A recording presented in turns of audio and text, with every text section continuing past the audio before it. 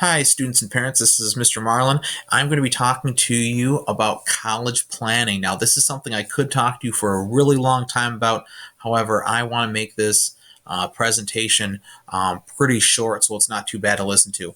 If you have additional questions after the presentation, please talk with Miss Meeks or myself, and we are happy to answer any questions that you might have. I'm also going to share a whole bunch of resources with you as well, so please utilize those as you're planning for college. So let's get started with our presentation and look at what are some factors that influence admission. So some of the biggest things that impact your admission to a college are going to be your GPA and the academic rigor of your classes. So if you're taking AP courses, you're taking college and the school classes, you're taking PSEO courses, those are things that are going to positively impact your admission. Okay, their schools also look at where you rank among other students in your class. Some schools are looking at your standardized test scores. So that would be your ACT and SAT. And I'll talk a little bit more on how some schools are moving away from that right now. Schools also care about what kind of extracurricular activities that you're involved in. Some schools will require some sort of essay or writing sample. Not a lot of schools do, but there are definitely some schools that do that. They want counselor recommendations or some sort of teacher recommendation. Those have an influence. And then some schools are even starting to look at how interested a student is demonstrating their interest in their college based on social media. So sometimes if you're following a college online, or if you're liking different posts, sometimes that will impact your admissions. Probably not a huge amount. However, it could be a little impact on the decision.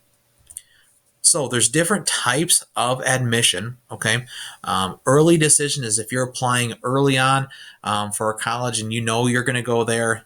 They might have an early deadline for a decision. So if you apply for early decision, you need to know that if you are admitted to the college, that you are locking in right away that you're going to go there. There's something called early action, and basically it's an earlier deadline that students can apply for. It doesn't lock you in to have to go to that college. However, you find out earlier if you're going to be admitted to that college or not. Most typical is just the regular decision deadline that each college has their own deadline for that. And they'll just be that's just a typical deadline.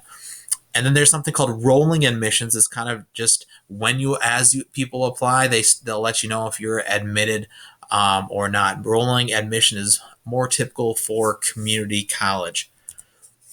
Now, one thing a lot of schools are looking at now is test optional admission. And that's because due to COVID, a lot of students just couldn't take the ACT, so they don't have that any sort of test score. So some schools are moving away from requiring the ACT or SAT, but then instead they're just focusing on more on a student's GPA, class rank, the rigor of their courses, and extracurricular activities. Now, some schools are also starting to require an essay or some sort of writing sample that you've done at school to give them more information to make those admissions decisions if you do not have the ACT or the SAT. Now, it's important to know if you decide to go test optional for your admissions, there are some schools that if you do end up sending your ACT for some reason to their school, that they're automatically going to consider it, and there's no way then to move away from test optional. So that's something you really be careful with.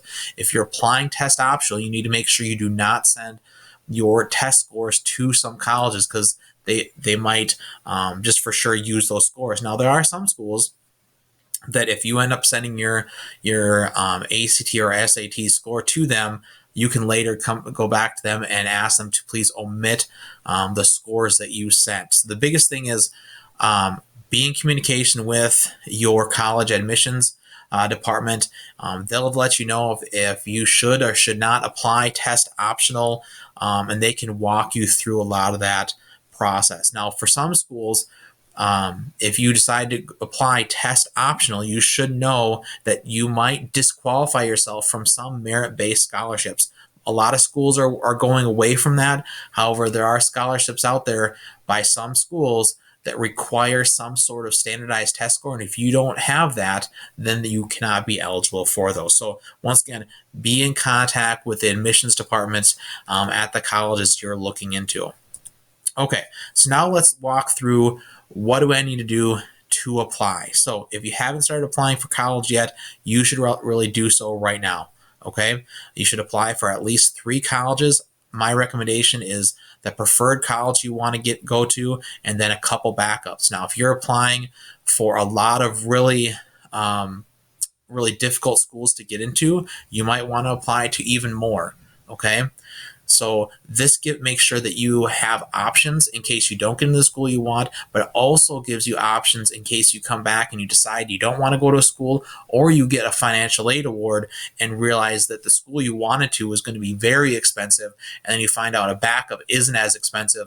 Then you can help make those kind of admissions decisions.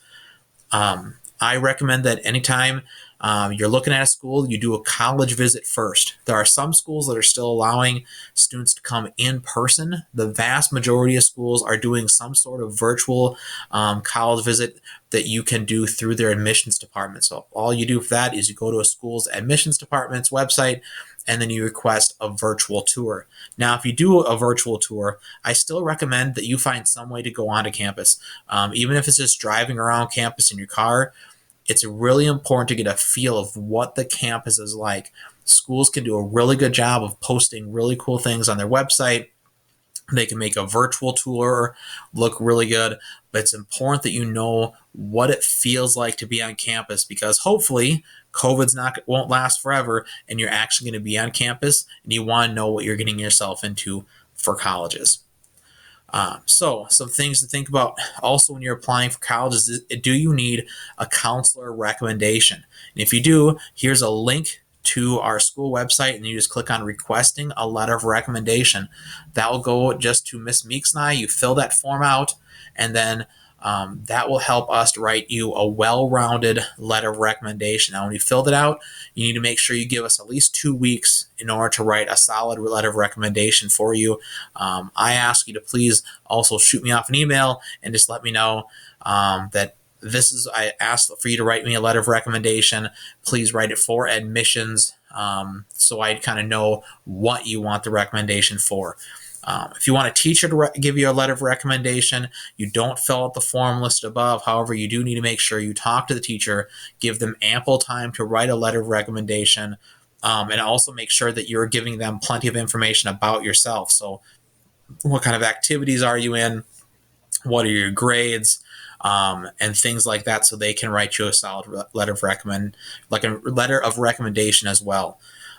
Some schools are asking for personal essays, and like I said, some schools with test optional, they're requiring those.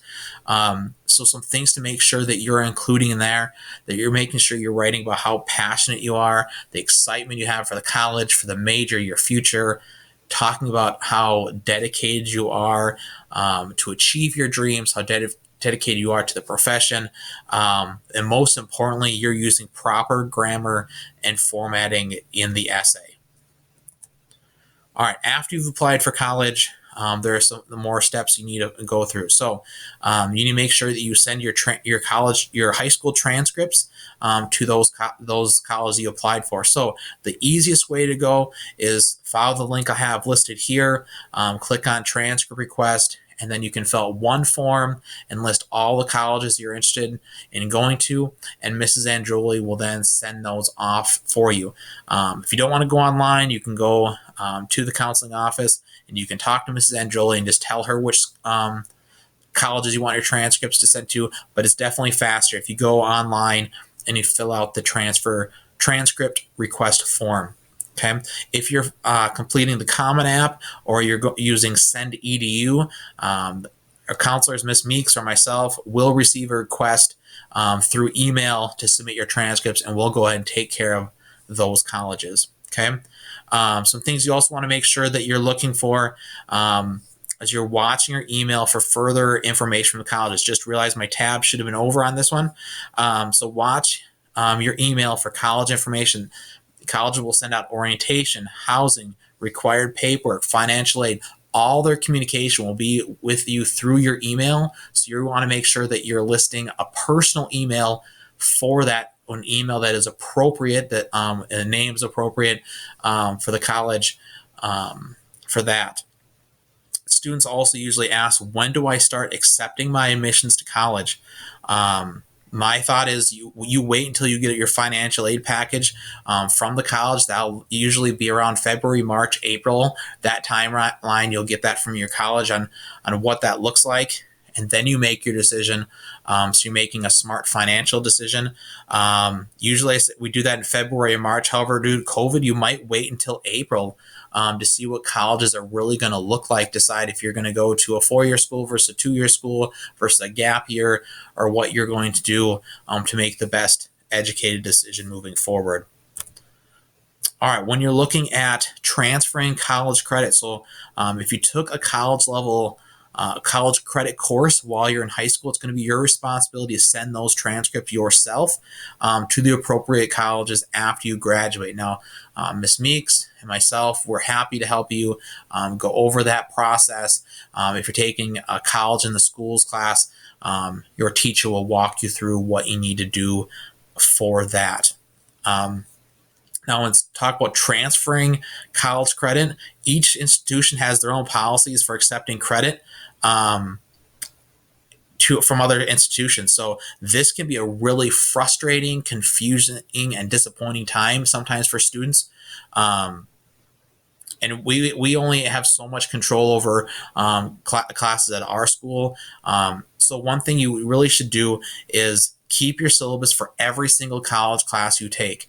Okay. This way, if you find out your college credit doesn't transfer to a school, you can work on appealing that credit. And if you show them, hey, this is my syllabus, and you can show everything you did in the class, you have a better chance of winning the appeal and getting the college credit for the classes. I have a few websites, Transferology and mintransfer.org.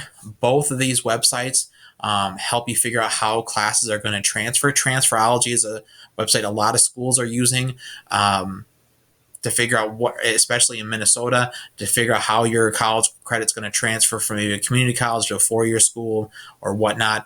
Mintransfer.org, especially this resource I have here, has the transfer specialist for each school that you can find out. So if you're going to go to the U of M, it'll tell you who you should contact at the U of M or St. Thomas or Bethany Lutheran or whatnot. Okay. Another thing, paying for college. So I'm going to only briefly talk about this. Our biggest thing, our local scholarship packet comes out in February. So that's a really important scholarship packet for all seniors to apply for, because there's a lot of money that's awarded through that.